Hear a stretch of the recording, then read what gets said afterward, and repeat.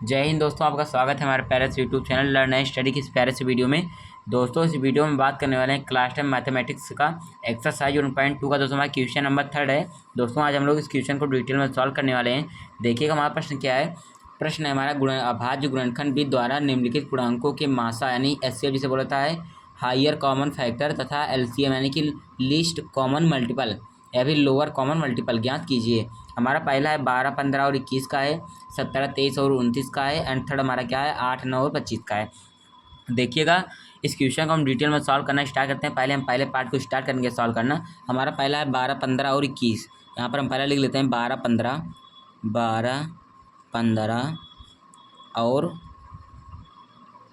और किसका है 21 का। देखिएगा पहले हम क्या करते हैं दोस्तों, इसे अभाज्य गुणनखंड करते हैं, यानी इसे छोटे छोटे टुकड़ों में तोड़ देते हैं। पहले 12 को छोटे टुकड़े में विभाजित करेंगे, 15 को छोटे टुकड़े में करेंगे और 21 को करेंगे। देखिएगा 12 को जब करते हैं तो हमारा क्या होता है, 12 को करेंगे पहले हम क्या इससे क्या करते हैं 2 से पहले काटते हैं, 2 छंग 12 हो जाता है हमारा। फिर देखिए 2 से काटेंगे, 2 3 6 हो जाएगा, एंड हमारा लास्ट में 3 बचा है, 3 से कर देंगे हमारी विषम संख्या 3 कम 3 हो जाएगा। अब देखिए 12 का हमारा क्या आया है, यहाँ पर 12 का हमारा आया है 2 गुना 2 गुना 3 आया है, यहाँ पर 2 गुना 2 गुना 3 आया है। अब देखिएगा हमारा 12 का हो चुका है, हमारा यहाँ पर 12 का क्या है हो चुका है। अब हम क्या करते हैं 15 का करते हैं, क्योंकि हमें सारी संख्याओं का एक साथ निकालना है, तो हम पहले 15 का भी करेंगे।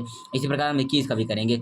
देखिए 12 का 15 का करते हैं तो हमें इससे 3 से कटेगा, 3 5 15 होता है। अब 5 से काटेंगे, 5 कम 5 होता है, यानी कि हमारा 15 का क्या आया है, यहाँ पर नीचे लिखेंगे तो हमारा हो जाएगा 3 गुना 5, हमारा 15 का आया है। ये हमारा क्या हो गया, हमारा सेकंड वाला हो गया। अब हम 21 का निकाल लेते हैं।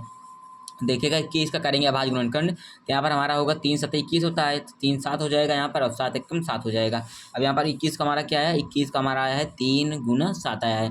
अब देखिएगा एलसीएम की अगर हम बात करें दोस्तों, पहले हम एलसीएम निकाल लेते हैं। देखिएगा एलसीएम की अगर हम बात करते हैं दोस्तों, ये जो दोनों हमारी तीनों संख्याएं हैं, इन तीनों संख्याओं का जो हमारा अभाज्य गुणनखंड आया है, इन संख्याओं में अगर कोई भी अभाज्य मतलब यानी दोस्तों अगर इन तीनों संख्याओं के अभाज्य गुणनखंड में ऐसी कोई संख्या मिलती है जो तीनों में कॉमन हो, तो उसे एक बार लिखा जाता है। देखिएगा इसमें भी 3 है, 15 में भी 3 है और 21 वाले में भी 3 है। तो देखिए 3 को एक बार लिख लेते हैं, अब गुणा लगाते हैं, और देखिएगा 2 इसमें है 2 इसमें में नहीं है, यानी कि 2 को एक बार लिख लेते हैं, इससे कोई दिक्कत नहीं हुई। इसको भी 2 को एक बार लिख लेते हैं, यानी कि जो संख्या तीनों में कॉमन रहेगी उसे केवल एक बार लिखेंगे और सब संख्याओं को लिखकर गुणा कर देंगे।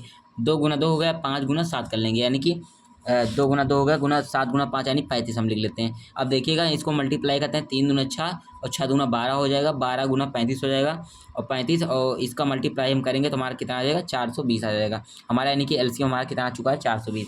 अब दोस्तों अगर हम एचसीएफ की बात करें यानी हाइयर कॉमन फैक्टर की, एचसीएफ की अगर हम बात कर रहे हैं, एचसीएफ में क्या होगा, जो दोस्तों हमारे तीनों में जो हमारा कॉमन मिला है, कॉमन हमारा इसमें तीनों में क्या है 3 3 कॉमन है, तो इसमें एचसीएफ होता है हमारा हाइयर कॉमन फैक्टर, यानी कि जो तीनों में हमारा मिल रहा हो। तो देखिए तीनों में 3 कॉमन है, यानी कि इसका हमारा हो जाएगा 3, हमारा एचसीएफ हो जाएगा इसका, यानी जो कॉमन संख्याएं रहेंगी। जैसे 2 अगर इसमें भी 2 है, इसमें 2 है, अगर इसमें भी 2 होता, इसमें भी 2 होता, तो 3 और 2 का मल्टीप्लाई हो जाता था, हमारा 6 आ जाता है आंसर। लेकिन इसमें तीनों में केवल 3 3 है, इसलिए हमारा 3 आंसर हो गया। अब देखते हैं हमारा नेक्स्ट क्या है। नेक्स्ट हमारा 17, 23 और 29 का कर रहे हैं। देखिएगा यहाँ पर करते हैं 17, 23 और 29 का। यहाँ पर हमारा सेकंड है 17, 23, 17, 23 और 29, 17, 23 और 29 का करते हैं। देखिएगा तीनों दोस्तों हमारी विषम संख्याएं हैं, विषम संख्याएं बस केवल खुद से ही डिवाइड होती हैं, कटती हैं। देखिए 17 को करेंगे, 17 कम 17 हो जाएगा यहाँ पर, यानी 17 से हमारा एक ही बार में कट गया। अब देखिए अगर 23 से करते हैं, 23 से कम 23 हमारा एक ही बार में ये भी कटेगा।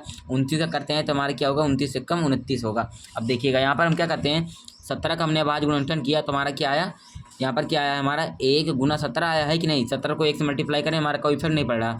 अब देखिएगा हमारा 21 में क्या आया है, हमारा 21 नहीं है दोस्तों, हमारा सॉरी 23 है यहाँ पर। तो यहाँ पर 23 में हमारा क्या आया है, 23 में हमारा ये भी आया है 1 गुना 23, यानी 1 गुना 23 हमारा है। और 29 में हमारा क्या आया है, 29 में भी हमारा क्या आया है 1 गुना 29, यानी कि 29 से कम 29, 23 से कम 23, 17 कम 17, कोई इफेक्ट नहीं पड़ा है। अब देखिएगा अगर हम इसमें एलसीएम की बात करें, एलसीएम यानी लोअर कॉमन फैक्टर निकालें तो हमारा क्या आएगा एलसीएम में। देखिएगा इसमें तीनों में कोई कॉमन तो दिख नहीं रहा है, कॉमन है बस केवल एक है, तो एक को एक बार लिख लेते हैं, एक का कोई मतलब वैसे है ही नहीं, आप लोग जानते हैं।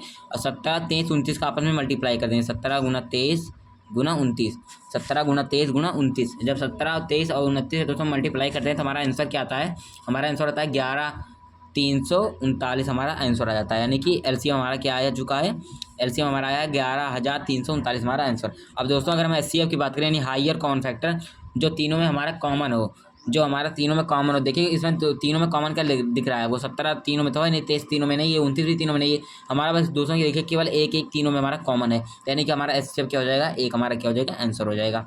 देखिए हमने दो क्वेश्चन को हम लोगों ने आसानी तरीके से सॉल्व कर लिया। इसी तरीके से हम लोगों को तीसरा भी क्वेश्चन सॉल्व करना है, और इस क्वेश्चन दोस्तों आप लोग करेंगे, ये आपका समझिए होमवर्क है। इसी तरीके से आप लोगों को सॉल्व करना है। अगर समझ में नहीं आया है तो वीडियो को दोबारा देख लीजिएगा। एंड इसी के साथ आपको मिलते हैं नेक्स्ट वीडियो में। Thank you.